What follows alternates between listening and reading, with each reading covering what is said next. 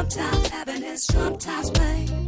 Nothing we can't do. As long as there's me, as long as there's you. My heart, baby, your soul. Locked in love, baby, here we go. Gonna fly high above the sky. Hand in hand, baby, you and I.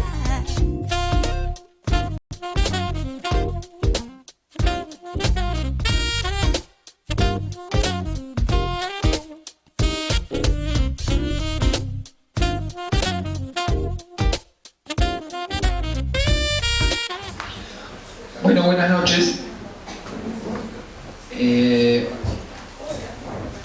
Bienvenidos a esta reunión con la que la Asociación Latinoamericana de Estudios Freudianos, ALEF, abre sus actividades 2013. Digamos que esta reunión es parte de una serie que insiste y hace a algo de lo serio. Empezamos diciendo que hoy abrimos el año, cerramos el año pasado con una jornada donde debatimos lo real en la dirección de la cura, y cada año, y ya van para más de 10 años, reafirmamos la apuesta que hicimos entonces, donde lanzamos y pusimos a trabajar nuestra clínica psicoanalítica cotidiana. Así nació el posgrado de práctica clínica, el área de niños y adolescentes, la red clínica, la asistencia en los centros de atención comunitaria, los talleres de lectura, los seminarios. Año a año fue incrementándose esas actividades. Esta aventura, que es la aventura de la práctica clínica, no está exenta de lógica ni de eficacia que no equiparamos al furoris curandis, rigurosidad, que no es formalismo, y una peculiar forma en la transmisión, con algo que muchos de los que están acá, los conocidos, nos devuelven, que es una buena onda en el disenso. O sea, se puede hablar en disenso y no hace falta que estemos todos homogéneamente de acuerdo.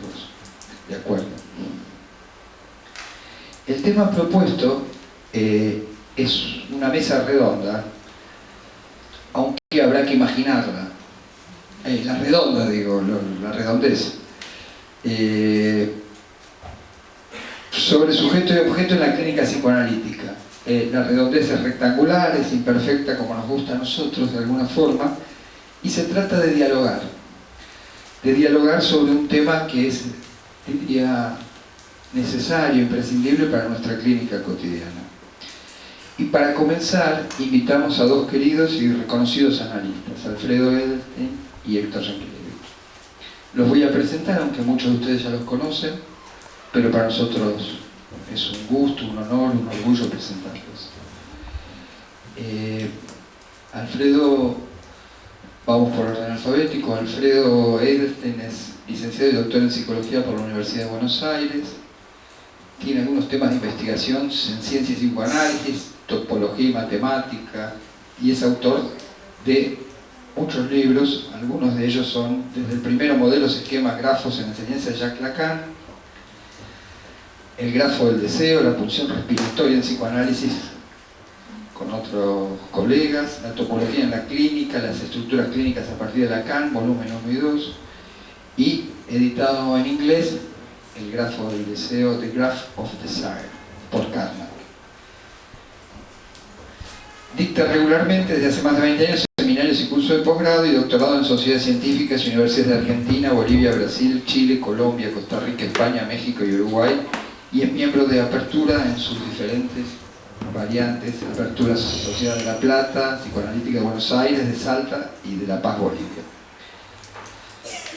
Héctor, aquí presente, es psicoanalista, fue profesor adjunto de la carrera de Psicología en los años 73 y 74 y intentaba por esa época enseñar Freud y Lacan. Vivió y trabajó en Francia desde 1975 a 2008. Como recordaba recién Héctor, es un recién llegado, hace 4 años y medio, 5 que llegó o Buenos Aires, aunque siempre nos visitaron. Recomenzó la formación en la Escuela Freudiana de París, fue docente de psiquiatría en el Centro Pierre Janet, dependiente de la Facultad de Medicina de Bonn, fue miembro del Consejo de Redacción de algunas revistas francesas de psicoanálisis y escribió en ellas y también revistas españolas, belgas y dinamarquesas. Fue invitado a dar conferencias en Europa, Estados Unidos e Israel, y el último libro, en su segunda edición, es Ensayos sobre autismo y psicosis, que reeditó Letra Viva. Hay otros libros más, después Héctor Juan se los comenta. Vamos a empezar entonces. La modalidad del dispositivo, que es el que usamos habitualmente, es que vamos a dar paso a las ponencias, aproximadamente media hora cada una, y luego vamos a abrir a un debate, a preguntas, interrogantes, comentarios. Bueno, esperamos que esta sea una oportunidad, una apuesta al trabajo conjunto. Así que damos por comenzar. Buenas noches.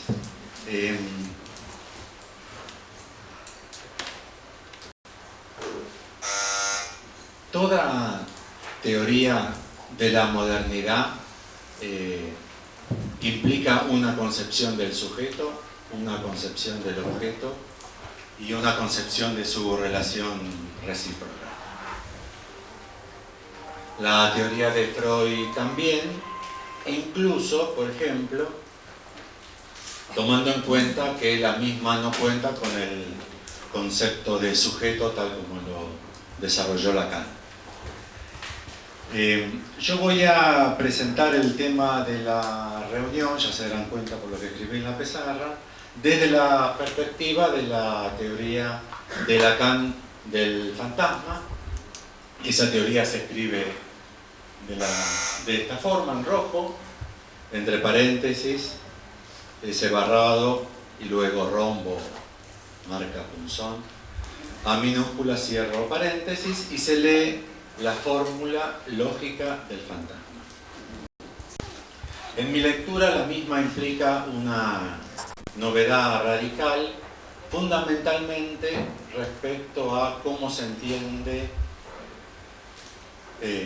me animo a decir en general entre nosotros, la relación sujeto-objeto, inclusive cómo se plantean sujeto y objeto.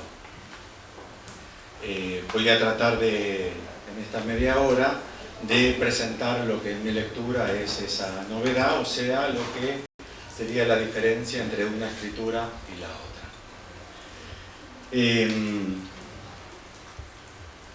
La perspectiva que doy es absolutamente teórica, pero como estoy invitado a hablar de sujeto y objeto en la clínica psicoanalítica, me voy a amparar en la forma más cómoda que tenemos los psicoanalistas de ampararnos, que es con una cita de Lacan. En la introducción al seminario del 21 de junio del 67 sobre la lógica del fantasma. Él dice allí, son las primeras líneas: cuando hablo de lógica, y especialmente de la lógica del fantasma, no dejo, así fuese un instante, el campo de la clínica. Y cada uno testimonia, entre aquellos que son practicantes, que están aquí presentes, que es en la actualidad de sus analizantes que reencuentran mis términos principales. Con lo cual, siguiendo esta línea, una línea posible de lectura de Lacan, la perspectiva teórica es aquella que justamente funda, constituye y orienta en la clínica. La concepción general de sujeto que reina entre nosotros, al menos en el consenso de numerosos autores, es la que proviene de la ciencia clásica. Pidiéndole yo que tengan en cuenta que para el decir habitual, quizás agotado hace 20 o 30 años, pero entre nosotros sigue siendo decir habitual, no pierdan de vista que hoy la ciencia clásica es la que nació entre los siglos XVI y XVII y cerró al comienzo del XX, ya que la ciencia moderna es la que comenzó en el siglo XX. Nosotros tendemos a decir ciencia moderna a la que comenzó al final del 16 y comienzo del 17, y así nos perdemos darnos cuenta en qué radica lo moderno de la actual propuesta de la ciencia. Entonces lo que estamos llamando ciencia clásica, que tiene su acmé tanto en lo que se concibe como ciencia a partir de ese momento, cuyo paradigma es la física, como qué se entiende por desempeño en la física, es la teoría de Newton. En la física de Newton se puede desprender una concepción de un sujeto activo y un objeto pasivo, teniendo la salvedad obvia que puede ser perfectamente objeto pasivo un sujeto. Perfectamente, por ejemplo en psicología se podría poner un sujeto en posición de objeto. La relación y justamente a partir del desarrollo de la ciencia que llamé clásica, está planteada como una relación del conocimiento, y el sujeto es planteado como cognoscente y el objeto como cognoscible, o sea, conocedor y posible de ser conocido. Lacan respeta este modo de plantearse las cosas porque es allí mismo donde él localiza al sujeto de la ciencia. Las designaciones habituales para pensar estos modos que nos ha dejado como legado, pero que sigue vigente porque la ciencia moderna no ha entrado en el sentido común y ya parece que no lo hará, es que el sujeto para nosotros es equivalente a hombre y el objeto se ha convertido en equivalente al mundo, cuyos modos más modernos de suponerlo funcionando es al hombre como experimentador y al mundo como autómata. O sea, una máquina que funciona pero que es totalmente descomponible y totalmente conocible. Son los paradigmas modernos de entonces sujeto y objeto. Con la única salvedad que no prospera hoy la designación de sujeto para, como yo lo propuse en paradigma, como hombre. Mi impresión es que es evidentemente debitario del movimiento feminista, ya que entonces uno hoy tiene todo el derecho a decir ¿y las mujeres? Con lo cual ha vuelto a designarse sujeto. Ha vuelto a designarse sujeto como el universal antropológico. Y ahí ya, en la forma de designarlo, ya está de vuelta la trampa, porque antropológico, antropos, hombre, o sea, estamos de vuelta al mismo problema. Les advierto que para la ciencia moderna, o sea, la relativista, la cuántica, la de cuerdas, esto no es así en forma absoluta. Para avanzar entonces en mi planteo sobre lo que en mi lectura es la novedad radical que plantea Lacan, pero entonces para decir que es una novedad radical hay que plantear respecto de qué otra lectura posible se lee esa novedad.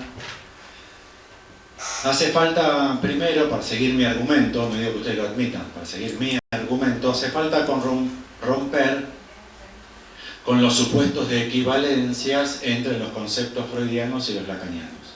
Por ejemplo, para avanzar en 3 ejemplos rápidos, las supuestas equivalencias entre complejo de Edipo y metáfora paterna, o entre las supuestas equivalencias entre inconsciente y par lettre o el bébé, y especialmente me interesa la de fantasía inconsciente en relación al fantasma, como si el fantasma fuese el nuevo nombre que adquirió un objeto que ya conocíamos en términos generales, que es la fantasía inconsciente, que con su nuevo nombre seguramente tendrá algunas diferencias nuevas que queremos establecer, pero, digamos así, es un viejo conocido. Para que ustedes observen las diferencias que yo planteo, por ejemplo, entre el complejo de Edipo y metáfora paterna, observen que en el complejo de Edipo el deseo es el del niño y la metáfora paterna el deseo es el de la madre. Y en ninguna de ellas opera el otro deseo. ¿No se escucha? Perdón.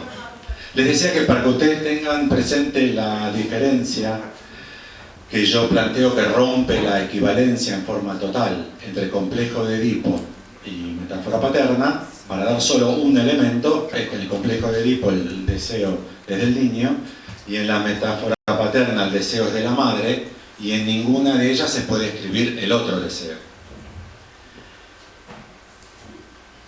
El inconsciente estructurado como un lenguaje en Lacan, por ejemplo, no admite represiones. En el lenguaje no hay represiones. No puede haber represiones en el lenguaje. Si el inconsciente está estructurado como un lenguaje, la primera consecuencia lógica es que no podemos seguir argumentando en el sentido freudiano porque no admitimos las represiones. Bien, ¿cuál es el concepto de fantasía que mi impresión es que Lacan intenta subvertir radicalmente con la fórmula de la lógica del fantasma, y acentúo mucho fórmula y lógica, que es lo que voy a intentar, no sé si me dará el tiempo, pero voy a intentar argumentar. Es que tenemos una concepción de fantasía inconsciente, especialmente me imagino que se podría decir ese tenemos con gran amplitud en una ciudad como Buenos Aires, donde el discurso del psicoanálisis participa cotidianamente de todas nuestras concepciones, diálogos, conversaciones. Y en general me parece que solemos utilizar fantasía inconsciente bajo alguno de estos tres modos. De hecho, estos tres modos, los tres los encontré en autores, en psicoanalistas, en textos de psicoanalistas, queriendo dar cuenta del concepto de fantasma de Lacan. Ellos son, cada uno proyecta su mundo interno sobre la realidad. El otro es, cada uno habla de la feria según le va. Y el tercero es, cada uno ve al mundo según el cristal de sus lentes. Y ahí en el cada uno ustedes ponen al sujeto, aquí va mundo, feria, realidad. Y en este caso, aquí es la posición, si ustedes quieren, del ojito. Del ojito. Cada uno ve. Nunca se dice el objeto lo ve a uno. No se dice, porque no está incorporado en nuestro decir, tampoco se piensa, consecuentemente, y menos que menos se lo articula el fantasma. Lo que yo les voy a proponer es que Lacan subvierte todos y cada uno de estos elementos. Y voy a pasar a hacer una breve, una cortadísima presentación de cada uno de esos elementos. Lo primero es, voy a proponerles poner en tela de juicio ese barrado como nombre del hombre, de cada uno de nosotros, y A minúscula como un ente del mundo.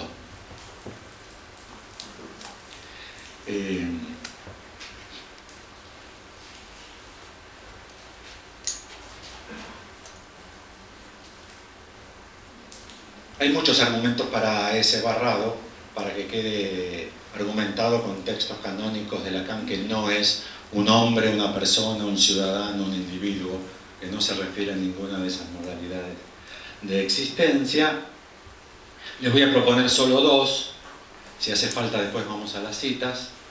La primera es que el sujeto de Lacan está dividido entre saber y verdad. Cosa que se repite, pero no se lo cree, porque se cree que la persona está dividida entre palabra y cuerpo, entre sensaciones y pensamientos, entre goce y significante. Eso es lo que todos creemos. Todos creemos que estamos divididos, todos creemos que estamos. No puedo decirte cuánto te amo, no puedo decirte lo triste que me pone la muerte de tu familiar, pero lo siento. Entonces está, por un lado, lo que siento yo corporalmente, y las palabras que alcanzan o no alcanzan, los pensamientos que dan cuenta o no dan cuenta. Todos nos suponemos divididos entre carne, res cogitans y res extensa, para decirlo como se ve. Lacan lo plantea dividido entre saber y verdad. Pero lo más interesante no es eso, que es muy difícil de entender qué quiere decir dividido entre saber y verdad, sino la teoría de Lacan sobre la división, o sea, ¿qué inscribe esa barra? Y para Lacan esa barra inscribe el corte que se puede aplicar por la línea media a una banda de medios. Si estuviésemos en la cancha, ustedes me dirían de otra forma, ¿qué? No importa, si no entienden nada de eso, no importa, pueden ir a su casa, hacer una banda de medios y cortarla por la mitad y ver qué sucede. Pero lo más importante de todo es que Lacan aclara, esto lo pueden leer en La ciencia y la verdad, es que esta división no es una división de origen, es el resultado de un acto. ¿Se dan cuenta la diferencia, no? O sea, no proviene de la naturaleza, ni del encuentro de la naturaleza con la cultura, sino que... Sí. Disculpen de vuelta, pero me alejo. Entonces, sujeto dividido es entre saber y verdad. Cualquier división que ustedes encuentren entre saber y verdad, que es una división producto de un acto sobre el saber y sobre la verdad, producirá un sujeto. Haya o no haya personas, cuerpos biológicos, ciudadanos, responsabilidades, culpas, personas que hablan o que no hablan. De hecho, Lacan dice que no importa si se trata de algo vivo o de algo muerto. Donde aparezca una división entre saber y verdad, saben que ahí se localiza el sujeto para Lacan. Y que esta división es producto de un acto, no es una división de origen. Lo más sorprendente, quizás estas la conozcan, porque La ciencia y la verdad es un texto leído, quizás no se sacan las conclusiones, pero se conocen, resuenan las frases. Lo más notable es que respecto del objeto A, Lacan propone que tiene dos características fundamentales. Uno, que es insubstancial. De vuelta, si hace falta, vamos a las citas. Ustedes tienen un objeto A en el sentido de Lacan, lo voy a decir en términos coloquiales. Si toman cualquier objeto y lo vacían de sustancia. Por ejemplo, si ustedes tienen, vamos a pensarlo en uno de los más abstractos, en el objeto A, la voz. Tienen que saber que se trata del objeto A de Lacan si eso es absolutamente inaudible. O sea, si no hay ningún ruido. Si hay ruido, no es el objeto A de Lacan. Es un ruido. O una voz que habla. Y la segunda propiedad del objeto A para Lacan es que no es especular.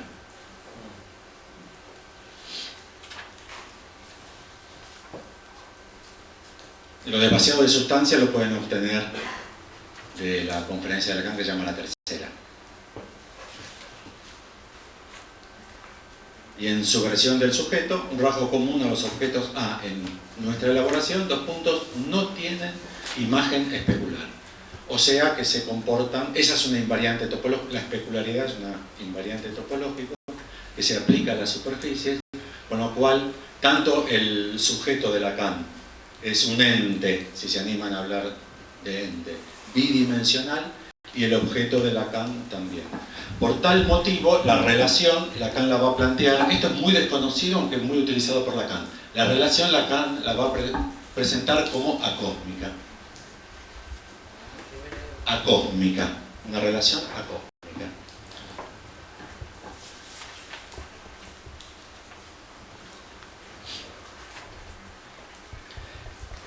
Bien, ahora vamos a ir a... trabajé, dije dos palabras, disculpen la desprolijidad, sobre sujeto, dos palabras sobre objeto, y ahora dos palabras sobre la flecha. La flecha es fundamental, tener una teoría sobre esa flecha es fundamental.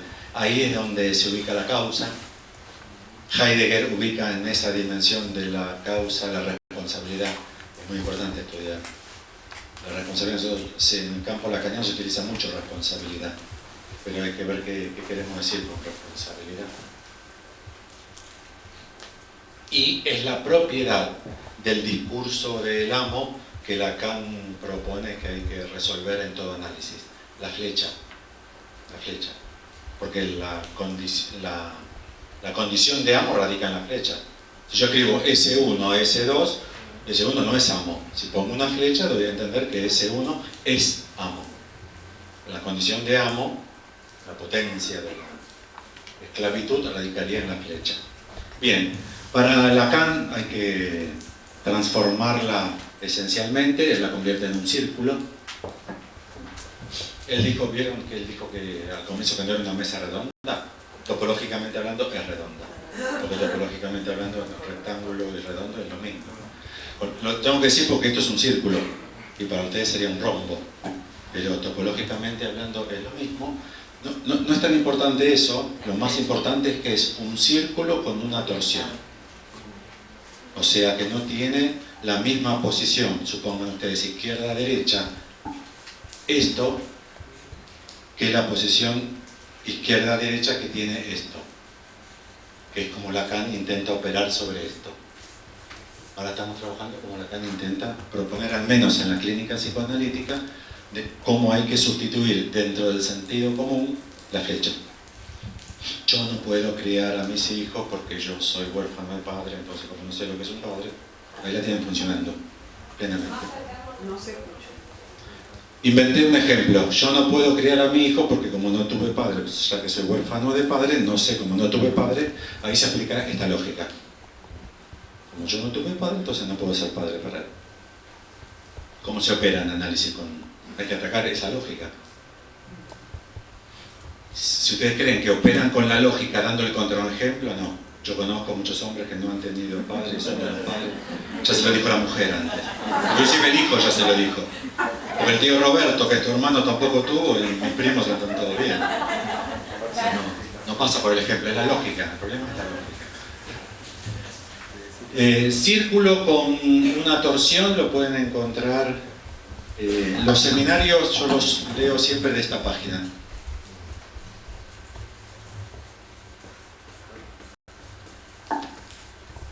Son muy distintos a los seminarios que están publicados oficialmente, tanto en Seville como en Paidós. Stafferla. ¿Qué es lo que dice? Stafferla. Parece chino porque es un neologismo de Lacan.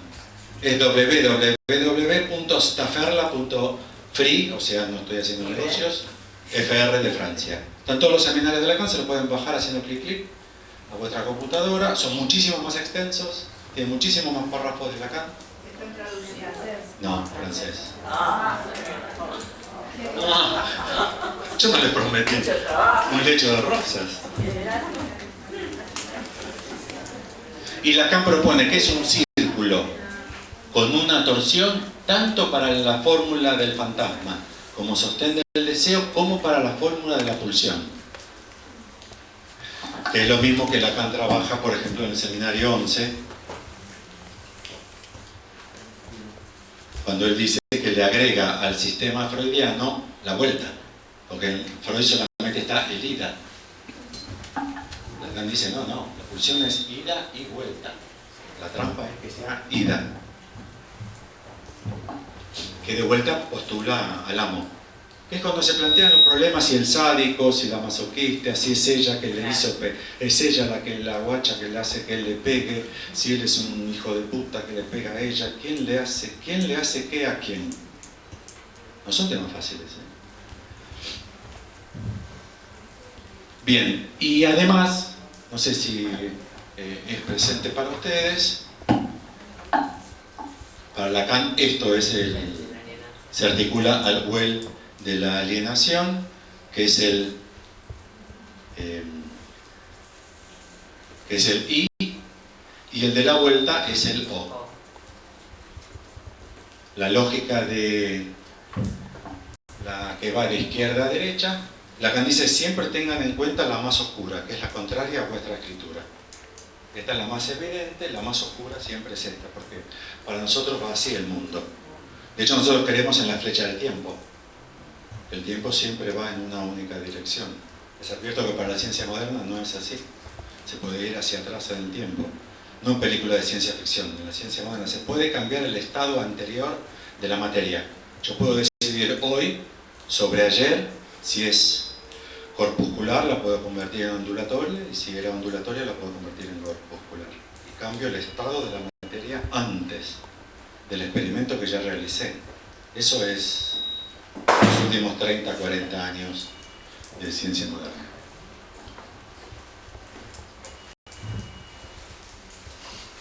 Bueno, lo segundo, cada uno habla de la feria según le va, se cree que es freudiano, pero es kleiniano suponer que uno proyecta la realidad interna sobre la realidad externa. Para Freud la fantasía inconsciente fundamentalmente es los pensamientos que uno evoca para tener relaciones sexuales y masturbarse. Pensar en la cuñada, por ejemplo. Entonces no tiene relación con la hermana de la cuñada. Que es otra cuñada, no tiene por qué ser la esposa. Y como para Melanie Klein, uno nace con preponderancia de pulsión de muerte, esto es autoaniquilante, es imperioso proyectarlo, entonces será retaliativo que el objeto se convierta en malo, con lo cual la estructura que nosotros conocemos coloquialmente como fantasía inconsciente es la teoría de Melanie Klein. O inclusive, no sé si no habría que decir de Hannah Segal, no sé. Ahí. El tema de las ideas siempre es problemático. Pero lo que oculta eso es que mi realidad, yo la proyecto sobre la realidad externa. Mi realidad interna sobre la realidad externa. En la cancha no se puede sostener porque esto no permite un interno y un externo, no es una esfera con interior y exterior. En Freud sí, el huevo del individuo psíquico, en Lacan no. Pero lo que Lacan en el seminario 10 subvierte es que en el fantasma se trate de mi realidad sobre la realidad. Porque para Lacan, esta es la fórmula del seminario 10 de la división subjetiva. La fórmula que ustedes encuentran en esta perla, está en las páginas 39 y 40. Está perfectamente editado esta perla, así que lo pueden citar por página, tiene todas las superficies topológicas, todos los comentarios de las personas que participaron están, en la oficial no está, no es para rajarse las vestiduras. Si prefieren los 3 tomos marrones,